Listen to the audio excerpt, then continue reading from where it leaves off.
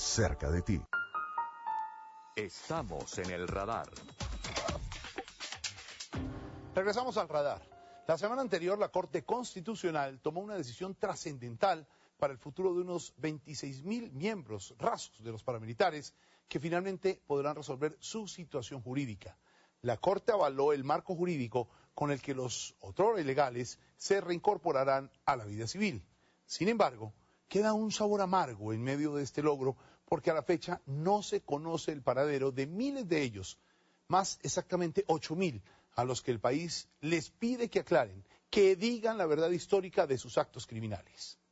Pues el alto consejero presidencial para la reintegración, Alejandro Eder, puso un límite hasta diciembre de este año para que aquellos que no se han acogido a esta ley, la 1424, lo puedan hacer so pena de perder su libertad. ¿Dónde están? ¿Volvieron a las armas? ¿Cómo se pueden acoger a esta propuesta del gobierno? Respuestas del alto consejero Alejandro Eder en diálogo con Felipe Zuleta. Felipe Zuleta entra al radar. ¿Cuántos desmovilizados hay en Colombia? Desde enero del 2003 se han desmovilizado 54.000 personas, 35.000 de los grupos de autodefensa, 19.000 de los grupos de guerrillas. ¿Cuántos de ellos están en procesos de reintegrarse? En este momento, o reinserción, en el proceso de reintegración, hay 32.000 personas que están activas. También hay otros desmovilizados que optaron por no estar en el proceso. Hay que recordar que el proceso de reintegración es un proceso voluntario. Hay otras personas que no están porque ya están trabajando. Ya hay 9.000 desmovilizados que están trabajando en el sector formal de la economía, que han trabajado durante 10 de los últimos 12 meses en el sector formal de la economía, es decir, personas que ya salieron adelante.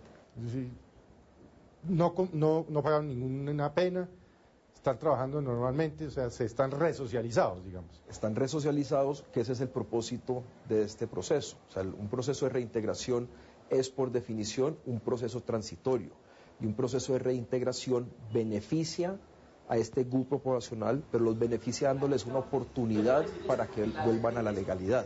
Pero la política de reintegración es una política que está pensada para el bien de todos los colombianos.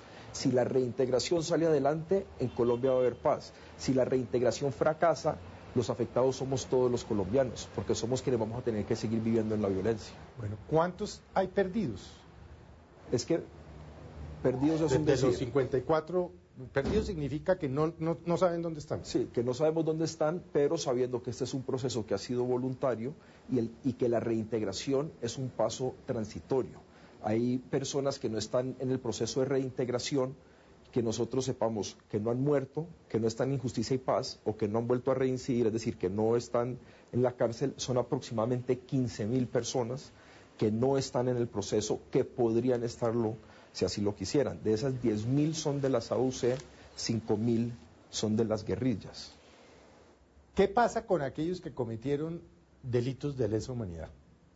¿Cómo funciona un proceso de justicia transicional en Colombia o en Egipto, que hay un proceso ahorita, o en Túnez, o en Sudáfrica, o en los países del Cono Sur?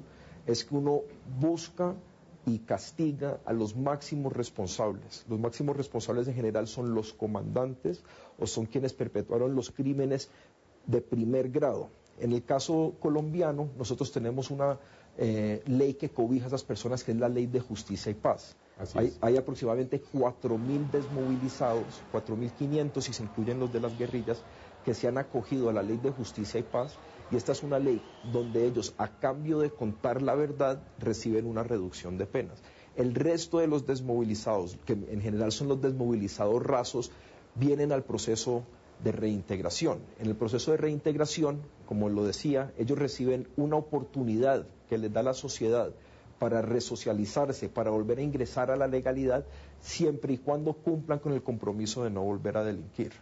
Pero ¿por qué ser optimistas si durante el proceso, durante el gobierno del presidente Uribe, y no es por el presidente Uribe, sino por cómo operó o no operó la justicia, hubo tan pocas sentencias en Justicia y Paz? Yo no sé cuántas hubo, pero creo que las podemos contar pues con los dedos de las dos manos, ¿no?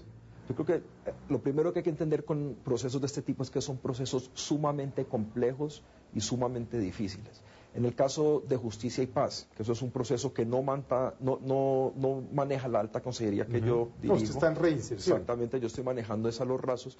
Es un proceso que ha tenido, si bien recuerdo, una condena en firme. Correcto. Y creo que faltan 3 condenas que van a salir próximamente y se están buscando formas de agilizar ese proceso de condenas. A pesar de la lentitud en las condenas, hay otros puntos positivos. Se han esclarecido centenares de miles de crímenes, se han identificado, creo que son 2.000 fosas comunes, hay 150.000 víctimas que se han registrado, está todo el trabajo que publicó la Comisión Nacional de Reparación y Reconciliación sobre algunas de las masacres que se perpetuaron en el país. A pesar de esto, toca mejorarlo y hay varias iniciativas, tanto de la Fiscalía como un proyecto de ley de justicia transicional, un acto legislativo que ya pasó por el debate en la Comisión Primera de la Cámara. Si yo soy uno de esos muchachos que pertenecía a las Autodefensas Unidas de Colombia y me están diciendo, venga, pues aquí está el proceso de reinserción, pero por el otro lado me están ofreciendo plata, están las BACRIN, está el narcotráfico, están los desplazamientos forzados, ¿qué me haría atractivo a mí venir aquí a la alta consejería y decir, yo me quiero someter yo quiero entrar a este proceso? ¿Qué lo hace atractivo? O sea, lo primero que hay que recordar es que muchas veces la opinión pública piensa que estar en la guerrilla o estar en los paramilitares es una opción de vida fácil. Estar en un grupo armado ilegal de estos es una opción de vida muy difícil, donde uno está expuesto a la muerte, donde uno está alejado de la familia, donde uno está alejado de sus amigos todo el tiempo. Entonces, cuando una persona sale e ingresa al proceso de reintegración, lo primero que recuperan son su libertad. Lo primero que recuperan es poder estar con la familia. Es una opción de construir una vida dentro de la legalidad y es una opción de reconciliarse con la sociedad. Lo que nosotros vemos es que la mayoría de las personas, más del 80-85% de las personas que han dejado las armas permanecen en la legalidad. Muchas personas que dicen que el proceso de reintegración es un fracaso porque el 15 o el 20% ha vuelto a delinquir. Yo digo que es un éxito porque el 80 o el 85% están cumpliendo con la reintegración. Eso es mucho más alto, por ejemplo, que la opción con estas personas, que hubiera sido la cárcel. En América Latina la tasa de reincidencia promedia para los sistemas penitenciarios es del 65%, es más de 3 o 4 veces la tasa de reincidencia de este proceso. ¿Cómo conciliar este proceso con la ley de víctimas? Y se lo pregunto desde el punto de vista de los desplazados. Podemos tener 3.600.000, bueno, 4 millones de desplazados. ¿Cómo van de la mano estos dos procesos? Pues hay que entender que esto que es el eje del conflicto, ¿no? Más las tierras. Hay que entender que el trabajo con los desmovilizados y el trabajo con las víctimas son dos lados de una misma moneda.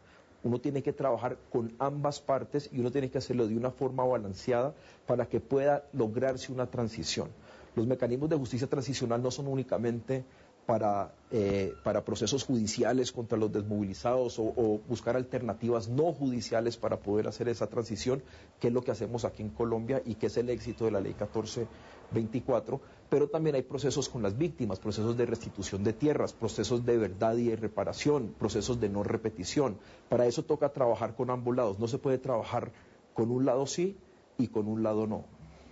¿Cuántos colombianos han entrado a este proceso de reintegración o de reinserción desde que se posesionó el presidente Santos?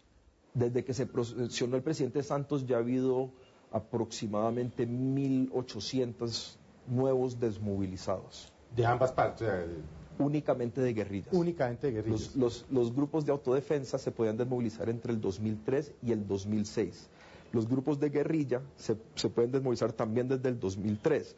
Las bandas criminales, las llamadas bandas criminales, no pueden acceder a este proceso. Lo dijo la Corte, ¿no? Lo dijo la Corte, pero lo dijo el gobierno antes también. Esto es una decisión política, que las bandas criminales son un fenómeno netamente criminal y la opción que ellos tienen es el sometimiento a la justicia. Es decir, que paguen por concierto para delinquir y todos estos... Que paguen por sus crímenes. Pero digamos, claro, ese no es un tema, pero eso es parte del conflicto.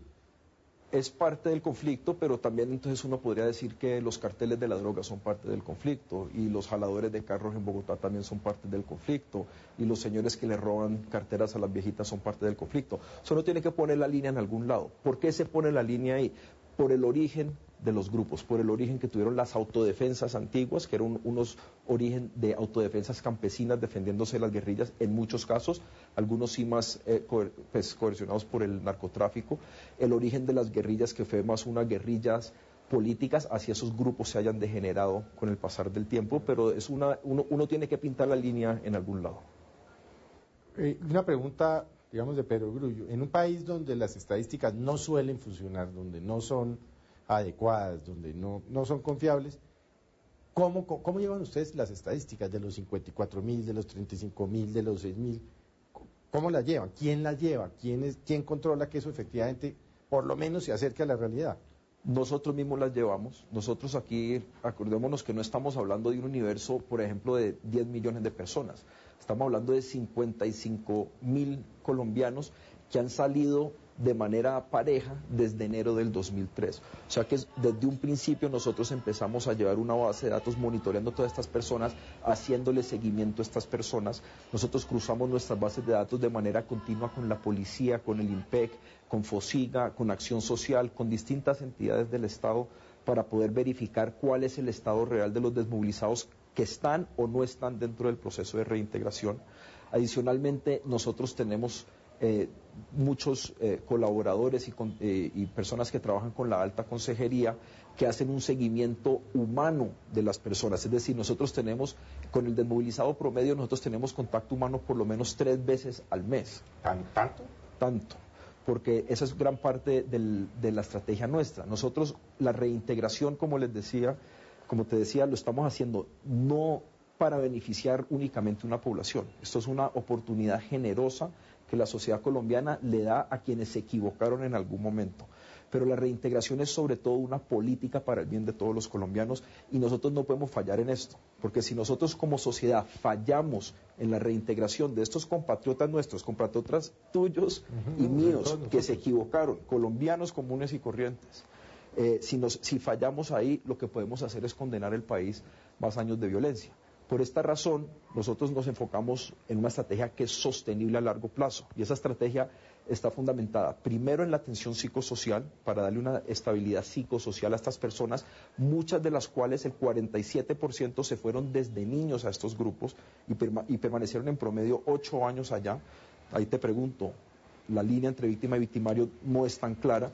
Y segundo, nos enfocamos en la educación, es en capacitar a las personas para que las personas puedan reintegrarse por sí mismos a la sociedad. Y de esta manera estamos logrando ya que miles de colombianos cambien su vida. Por último, doctor Eder, si yo soy un muchacho de 19 años que he estado en la guerrilla y lo estoy oyendo, deme 3 razones contundentes por las cuales yo deba venir aquí a decir, ¿sabe que usted me convenció?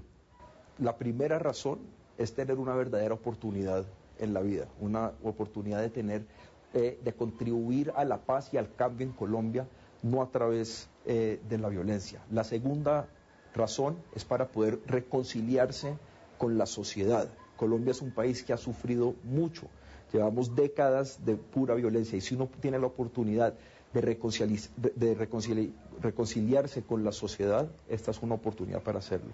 Y la tercera oportunidad es para reconciliarse con las víctimas. En Colombia todo el mundo puede decir que es víctima o que ha sido víctima o que no ha dejado de ser víctima, pero es importante que demos un paso hacia parar eso, porque hasta que no haya reconciliación y reparación real con las víctimas, hasta que no haya no repetición, hasta que no haya un conocimiento de la verdad histórica, que todo el mundo pueda tener acceso a toda la sociedad, en Colombia no va a haber paz. ¿Cuál es la importancia del fallo de la Corte Constitucional en lo que tiene que ver con la Ley 14? El fallo de la Corte Constitucional es importante por 2 razones. Primero, es un paso claro hacia la aceptación de los mecanismos de justicia transicional por parte de las altas cortes en Colombia. Esto es muy, muy significativo. Este ya es el tercer instrumento luego de la Ley de Justicia y Paz, la Ley de Víctimas e inclusive la Ley 418 que permite la justicia transicional. Pero lo más importante de este fallo es que le da estabilidad a la situación jurídica de las personas que se desmovilizaron de los grupos de autodefensa. Esta era una estabilidad que ellos no habían tenido. ¿Estos eran los 19.000 de los que se hablaba hace...? Estos eran los 19.000 que en verdad son 26.000, que son todos los rasos de las autodefensas que no están en justicia y paz y que no han vuelto a delinquir. estas personas pueden acceder a los beneficios de esta ley para ya resolver su situación jurídica, no tener el temor de que perderán su libertad, siempre y cuando cumplan con 4 condiciones. La primera es estar activos en el proceso de reintegración, la segunda es participar en el Centro de Memoria Histórica, la tercera es hacer trabajo comunitarios y la cuarta es no volver a delinquir. Pero para esto es fundamental que las personas estén activas en el proceso. Ya hay muchos desmovilizados que están trabajando e inclusive estos deben contactarnos para estar seguros que puedan acceder a la ley.